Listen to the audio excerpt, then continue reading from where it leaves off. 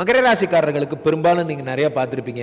எனக்கு 2ஆம் வீட்டில் வந்து தனஸ்தானத்தில் யாரும் இல்லை, அல்லது விவாகஸ்தானத்தில் யாரும் இல்லை, புத்திரஸ்தானத்தில் யாரும் இல்லை, எல்லாமே 3ல் மறையிறது, குரு 6ல் மறையிறது, இப்படியே இருந்தால் நாங்கள் எப்படி எங்களுக்கு நல்லதே நடக்காதான்னா 5 கூடிய சுக்கிரன் ரொம்ப நாளாக உச்சம் பெறுகிறார். அதே பெரிய விஷயம்.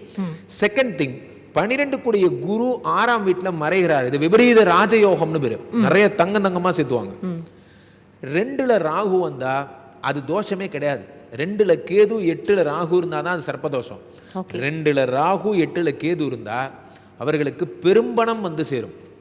எதிர்பாராத லாட்ரி அடிக்கிறது, எதிர்பாராம, ஃபார் எக்ஸாம்பிள், நான் என்னைக்கோ திருவள்ளூர் பக்கம் வாங்கி போட்ட லேண்டு பக்கத்தில் பிரிட்ஜு கட்டுறாங்களாம், 20 மடங்கு லாபத்தில் போகுது, இப்போ விற்றா இவ்வளோ காசு கிடைக்கும், 2 லட்சத்துக்கு வாங்கினேன் 2 கோடிக்கு போய் விற்குது. அந்த மாதிரி லைவ் 2 கோடியா, இதை வச்சு நான் என்னடா பண்ண போகிறேன் அப்படிங்கிற மாதிரி, அவ்வளோதான் லைஃப் செட்டில்டுங்கிற மாதிரி ஆகிடும். இந்த ஒரு வருஷம் எதிர்பாராத அதிர்ஷ்டங்களை தரக்கூடிய வருடமாக இருக்கும். மகர ராசிக்காரர்கள் 7.5 சனி முடிகிறதுக்கு இப்போ தான் அவங்களுக்கும் கடகத்துக்கு எப்படி விடுதலையோ இப்போ தான் மகரத்துக்கு விடுதலை.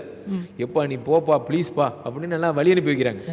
அதனால இவங்க வாழ்க்கையில் இவங்களுக்கு ஏதாவது நல்லது நடந்தால் கூட, எனக்கு கூட நல்லது நடக்குமா, ஆச்சரியமாக இருக்குது, என் வாழ்க்கையில் கூட நல்லதெல்லாம் நடக்குதுடா அப்படிங்கிற மாதிரி அவங்களே சொல்லிப்பாங்க. இதெல்லாம் உண்மையா அப்படிங்கிற மாதிரி ஒரு கட்டத்தில் வெறுத்து போயிட்டாங்க அவங்க.